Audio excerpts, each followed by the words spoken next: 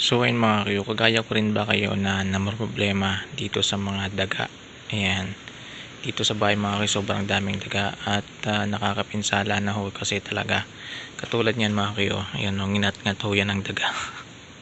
Kasi dati dito nakalagay yung ano namin, yung lagayin ng mga plato namin. So ang ginagawa nila, sumisiksik sila dun sa ilalim ng lagayin ng plato. So minsan dito sila sa ilalim ng gas stove. So doon po siya dumadaan mga kayo, din sa butas na yan. Papunta yan dito hanggang pumupunta yan dito mga kayo. Hanggang umiikot ho talaga hanggang dito. Yan. So ngayon mga kayo, meron akong naisip na paraan para kahit papano ay mapigilan natin yung mga daga na ito. Kahit papano mapatay natin yung iba sa kanila. So ito yung gagawin natin mga kayo. So gagawa tayo ng lason para sa kanila. So syempre yung kailangan natin is yung baking soda. And mga kayo, baking soda. So mura ko lang siya nabili. 18 pesos lang po siya. Yan o, kita nyo ba? 18. So at syempre yung harina. Yan, kailangan natin yung harina. Ito yung harina mga kayo. Yan o. Actually yung harina natin, nginat-ngat na rin po yan ng daga. Ayan, tingnan nyo yung plastic. Yan. Mingat-ngat na ng daga. At syempre kailangan natin dito ng asukal mga kayo.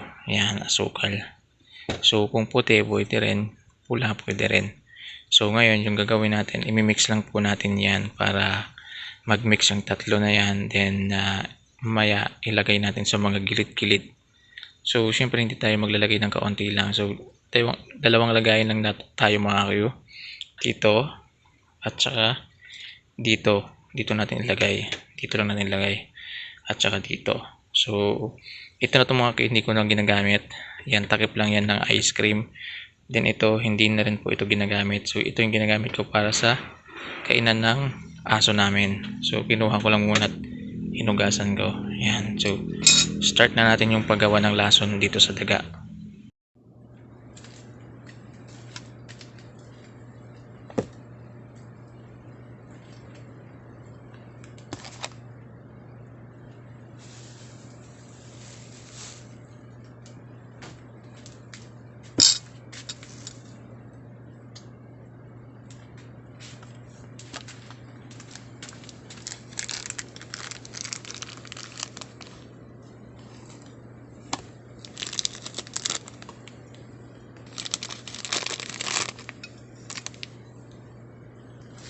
So maglalagay lang tayo dito ng isang kutsara lang mga kayo. So tansyahin nyo na lang. Mas maraming soda mas maganda. Kasi ito yung nagsisilbing lason ho talaga. Kasi yung soda po ay lumulobo po yung tiyan ng daga. Kasi nga yung soda pang paalsa po yan.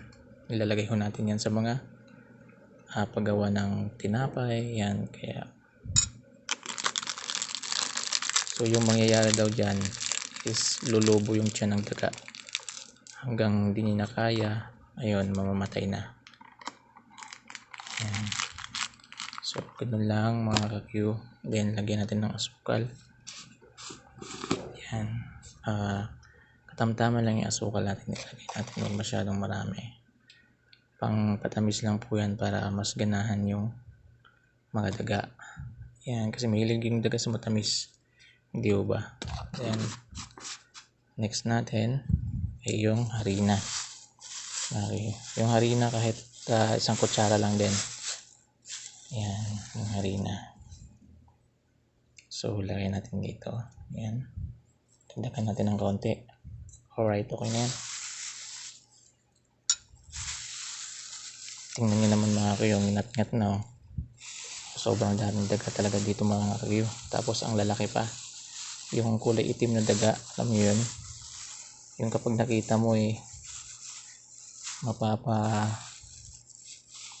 mapapa-eye ka na lang talaga. So ngayon, i-mix natin yan mga kayo. I-mix natin ng maayos. Yan, dapat nakamix po talaga siya. So salamat pala sa kaibigan ko kay Lionel sa nagturo nito. Ayan. Kasi daw doon sa boarding house nila sobrang dami din ng daga. Ito yung ginawa niya. Kaya yun. Ngayon daw, wala na masyadong daga dun sa kanila. Tapos nagugulat na lang siya. May umaamoy na. May umaamoy na daga.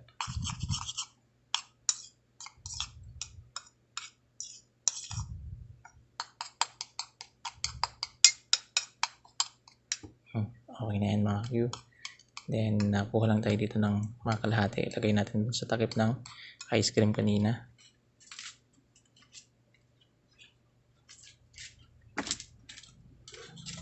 Yan. Hatiin natin. Yun.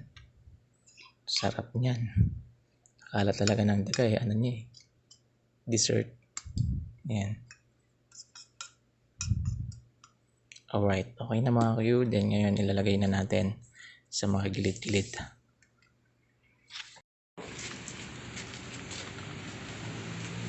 Diyan natin ilagay yung isa mga Q kasi dyan lagi dumadaan eh. Dyan o. Papuntan doon kasi dyan medyo may butas dyan palabas. Nadaga lang yung makakadaan. Then dito kasi kita nyo naman inat-ngat na. So lagyan natin dyan.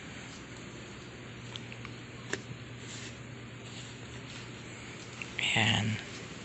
Ito na yung inyong dessert. Bahala na kayo mamaya.